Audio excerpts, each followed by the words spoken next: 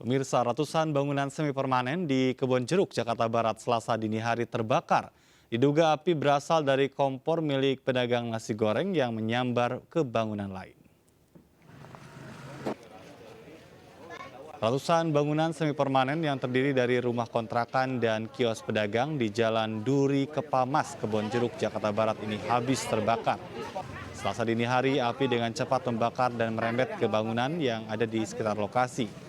Dari keterangan saksi, diduga api berasal dari kompor pedagang nasi goreng yang menyebar dan menyambar ke bangunan semi permanen yang ada di sekitarnya.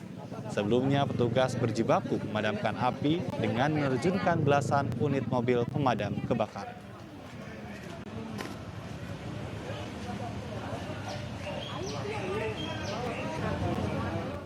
Pemirsa, ratusan warga kehilangan tempat tinggal pasca ratusan bangunan semi permanen di Kebon Jeruk, Jakarta Barat terbakar semalam. Selengkapnya disampaikan rekan Angelika Devagam. Ya, pemirsa, pada Selasa dini hari tadi kebakaran terjadi di Jalan Duri Kepamas RT 2 RW 4 yang mana dalam kejadian ini kebakaran terjadi sekitar 2 hingga 3 jam sehingga pada pukul setengah 5 pada Selasa dini hari tadi dengan 18 unit mobil pemadam kebakaran dan juga 90 personil api berhasil dipadamkan dan juga dilakukan pendinginan di lokasi kebakaran ini. Dalam kebakaran yang berdampak pada 100 kepala keluarga atau 300 jiwa ini semuanya ludes terbakar dan kini pihak kepolisian tengah melakukan penyidikan mengenai penyebab dari terjadinya kebakaran ini. Pukul 02.55 telah terjadi kebakaran di Komplek Duri Mas ini. Nah, ini adalah objek yang kebakar berupa lapak-lapak. Di sini memang tanah kosong dikontrakkan pada 10 lapak. Nah, 10 lapak ini terdiri dari di atasnya ada rumah-rumah bedeng, ada kurang lebih 113 kakak dan kalau jiwanya kurang lebih 336 jiwa. Lalu sejauh ini bagaimana Pak proses penyidikan untuk menemukan penyebab dari kebakaran? Untuk proses penyidikan, untuk mengetahui sebab daripada kebakaran, ini masih dalam penyelidikan oleh Polsek Kebon Jeruk. Warga udah diungsikan ya Pak ya? Untuk warga sudah ada posko pengungsian di depan itu, dan juga ada beberapa posko pelayanan, posko pengungsian, dan juga posko kesehatan juga ada. Dan sampai dengan Selasa siang ini saya melaporkan para korban yang terdampak yaitu ada 100 kepala keluarga dengan 300 jiwa ini, mereka kini telah diungsikan ke tempat terdekat dari lokasi kebakaran ini dan juga dari logistik bahan makanan dan juga pakaian pun sudah didistribusikan bagi para korban. Dari Jakarta, Angelika Devagam, Indra Purnama, Rizky Ihwal Ainus melaporkan. Kita beralih ke informasi lain, pemirsa. Masyarakat Tionghoa Indonesia merayakan Imlek Tahun Macan Air. Nah, yang biasanya salah satu tempat yang cukup ramai dikunjungi di Hari Raya Imlek adalah kawasan Pecinan atau Chinatown. Kita simak liputannya.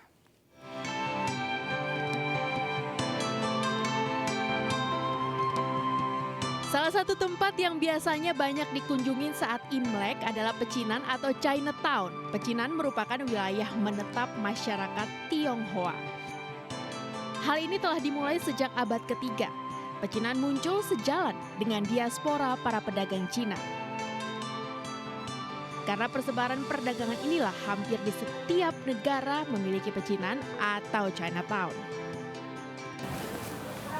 Berikut adalah sejumlah pecinan terkenal di dunia. Pertama ada pecinan Binondo di Manila, Filipina. Kedua, pecinan yang dibangun usai deklarasi bersama antara Perdana Menteri Inggris Margaret Thatcher dengan Deng Xiaoping, pemimpin tertinggi Cina kala itu.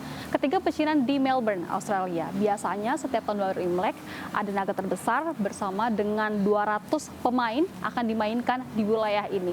Pecinan juga turut hadir di India dan Kuba.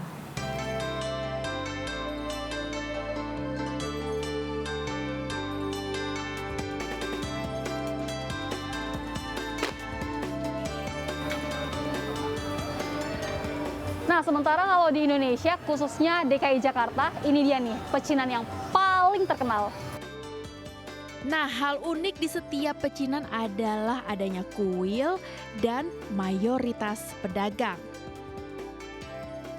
Meskipun sudah banyak hadir pecinan modern, namun masih banyak pengunjung tetap memilih datang ke lokasi ini. Mereka orang tua rata-rata harus maunya ke petak 9 dulu, baru ke tempat yang modern. Kalau dia belum injak petak 9, dia nggak akan mau orang tua.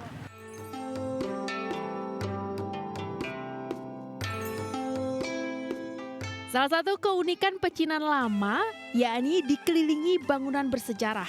Salah satu bangunan yang merekam jejak historis Tionghoa di Indonesia adalah bangunan Chandranaya. Berikut adalah jejak historis Chandranaya. Bangunan ini merupakan kediaman Mayor Koh Kim An yang bertugas mengurusi kepentingan Tionghoa pada masa Hindia Belanda. Sehingga bangunan yang diperkirakan didirikan pada tahun kelinci api ini memiliki beragam fungsi, bukan sekedar rumah tinggal. Fungsi bangunan ini termasuk perlindungan bagi korban kerusuhan. Setelah merdeka, bangunan ini pun juga difungsikan untuk pendidikan. Beragam ornamen dalam bangunan ini memiliki arti tersendiri. Saat ini untuk bangunan intinya ini difungsikan sebagai ruang untuk kegiatan budaya, kegiatan sosial. Secara tersirat ini sebetulnya menunjukkan keragaman pengetahuan yang dipunyai oleh pemiliknya.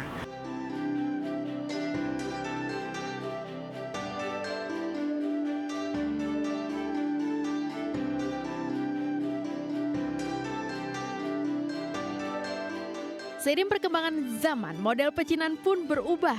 Nah, sekarang kita coba menelusuri pecinan modern di barat Jakarta. Konsep utamanya hampir sama, terlihat banyak pedagang, namun secara lokasi ini tampak lebih luas dan ornamennya pun lebih modern. Karena suasananya lebih modern ya, terus juga lebih rapi susunannya. Kalau di sosmed kayak lebih masuk kalau mau di-upload ke sosmed, begitu. Bagus-bagus tempatnya.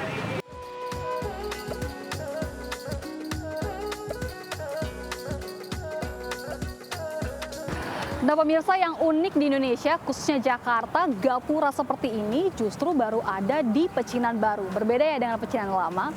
Mungkin memang banyak perbedaan antara pecinan lama dan pecinan baru. Tapi semoga nuansa kebersamaan merayakan Tahun Baru Imlek dimanapun tetap terjaga. Saya Yosefina Damaris bersama juru kamera Diko Andi Muharram dan Raga Firdaus. Sinian Pilot.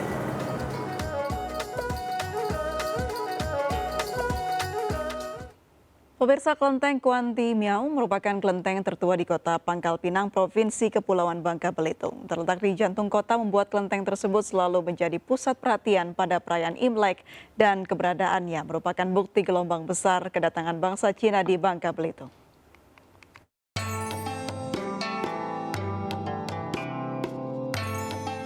Inilah kelenteng Kuanti Miau Pangkal Pinang, Kepulauan Bangka Belitung, tempat ibadah umat Konghucu yang telah berusia lebih dari 200 tahun. Letak kelenteng sangat strategis karena persis berada di jantung kota. Maka tak heran setiap momen Imlek, kelenteng ini selalu menjadi pusat peringatan Imlek bagi warga etnis Tionghoa di Pangkal Pinang. Menurut catatan sejarah, kelenteng ini dibangun pada tahun 1841 dan pembangunannya secara keseluruhan selesai pada tahun 1846. Hal ini dibuktikan dengan papan ucapan selamat atas peresmian kelenteng berbahasa Mandarin yang diberikan para tokoh pada masa itu. Kelenteng Kuanti Miau merupakan bukti sejarah gelombang besar kedatangan bangsa Cina di Bangka Belitung. Kedatangan pekerja tambang timah dari Cina, khususnya suku Hakka dari Provinsi Guangxi, menjadi latar belakang munculnya tempat ibadah ini. Siapa yang membangun kelenteng itu ya? Orang-orang Tionghoa pemilik kongsi-kongsi penambangan timah, dan itu kan bisa dilihat dari papan-papan ucapan selamat ya pembangunan kelenteng itu. Kami tahu dari ini tanda penghargaan itu ada tandanya, ditulis dalam bahasa Mandarin. Hanya kami yang tahu.